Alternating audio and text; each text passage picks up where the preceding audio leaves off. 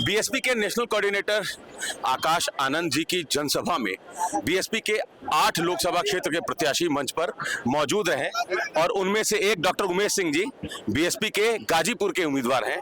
Doctor साहब, गाजीपुर में तो सीधी लड़ाई थी बीजेपी बनाम समाजवादी पार्टी कांग्रेस गठबंधन, आपने आकर त्रिकोणात्मक माहौल बना दिया। हमारे आने के बाद दोनों लड़ाई के बाहर हो गए, आप पता करिए। लेकिन कहा तो ये जा रहा कि मुख्तार अंसारी की मौत के बाद एक तरफा मामला है। देखिए, आप जो समझ ले, लेकिन अब मुख्तार अंसारी नहीं रहे, उनका परिवार गमगीन है, उनके गम में हम बराबर के शरीक हैं और वो परिवार इस समय सदमे में है, टूटा हुआ है। उस पर मैं कुछ कहना नहीं चाहूँगा। मैं यही कहूँगा कि उनके परिवार को भगवान इतनी ताकत दे कि वो मुझसे मुकाबले में बने रह सके। मनोज सिन्हा चुनाव में नहीं है, लेकिन पारसनाथ राय तो चेहरा है, कहा जा रहा है कि चुनाव मनोज सिन्हा लड़ रहे हैं। ये आप कह लीजिए, वो गवर्नर भी रहेंगे और सांसद भी रहेंगे। 40 साल से उस जिले की जनता मनोज सिन्हा के लिए अपनी सीट कभी उन्होंने टिकट नहीं मांगा। जब उन्होंने अपने बच्चे के लिए टिकट की पैरवी की, मांगा, इच्छा जाहिर की, तब भी जिला की जनता ने दूसरा नाम नहीं गया, किसी ने आवेदन तक नहीं किया। सिन्हा जी का इतना सम्मान जनता करती थी, लेकिन उनका ये निर्णय उन्हें रसातल में पहुंचा दिया। और पूरी भारतीय जनता पार्टी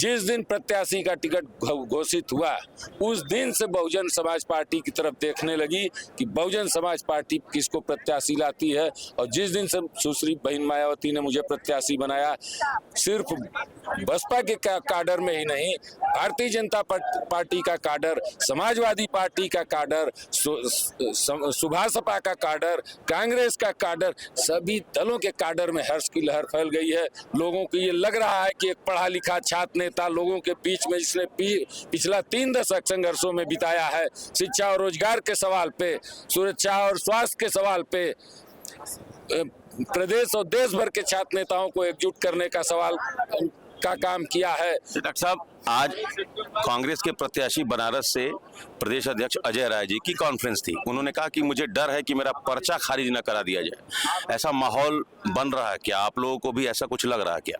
देखिए, मैं डर के चुनाव नहीं लड़ता और मेरा पर्चा या किसी तरह की असुरक्षा की भावना मेरे अंदर नहीं है और किसी में इतनी कुवत नहीं है किसी सरकार में कि वो मुझसे मुकाबला कर सके। पिछले 3 दशक से मैं सिर्फ सरकारों से ही लड़ता रहा हूँ, सरकार चाहे जिसकी रही हो।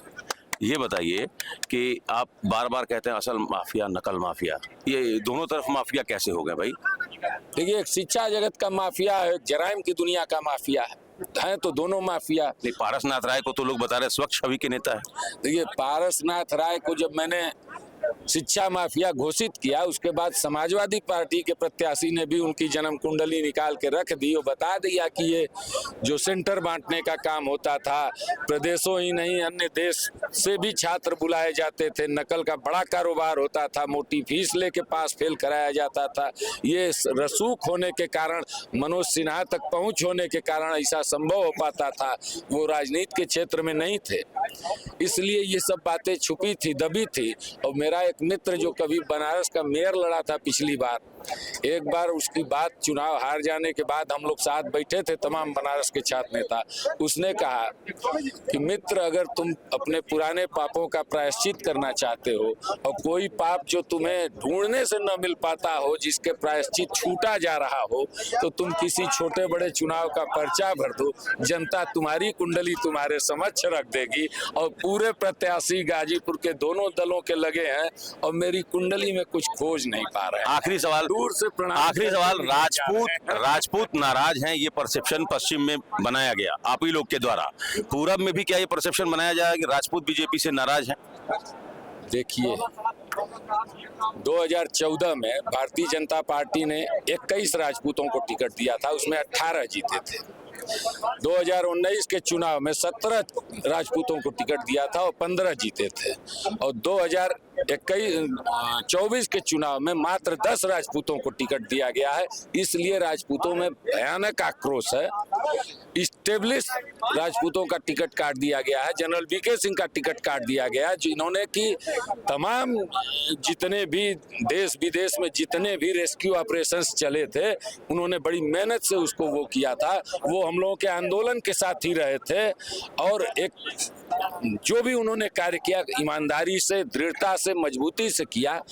इसके कारण भी जो ये गुजरात के चंगू मंगू रंगाविल्ला आ गए हैं, ये पूरे देश से जो असर आपने देखा कि विजयाराजे सिंधिया का हुआ, शिवराज सिंह चौहान का हुआ, इस लोकसभा के बाद योगी आदित्यनाथ का भी होने वाला है। राजपूत इससे भी रिएक्शन में है। कई कारण ऐसे बनते हैं कि राजपूत इस समय बहुजन समाज पार्टी के साथ खड़ा होने का मन बना चुका है और जो बहुजन समाज पार्टी सबसे देर से चुनाव लड़ने का काम शुरू की, आज भाजपा से बराबरी का टक्कर ले रही है। और समाजवादी पार्टी जिन्होंने सबसे पहले चुनाव लड़ने का काम शुरू किया, पहले चरण चुनाव बीत जाने के बाद भी उन्होंने 8 लोकसभा सीटों में से एक भी सीट पे समाजवादी पार्टी के मुखिया ने दौरा करने का काम नहीं किया। वो अपने को मैदान छोड़ दिए हैं और सीधी लड़ाई भाजपा और बसपा में है। चलिए, तो असल माफिया नकल माफिया के बीच गाजीपुर में लड़ाई है, ये कहना है डॉक्टर उमेश सिंह का, जो बीएसपी के कैंडिडेट हैं गाजीपुर से। Amit Singh, TV9 UP, Varanasi.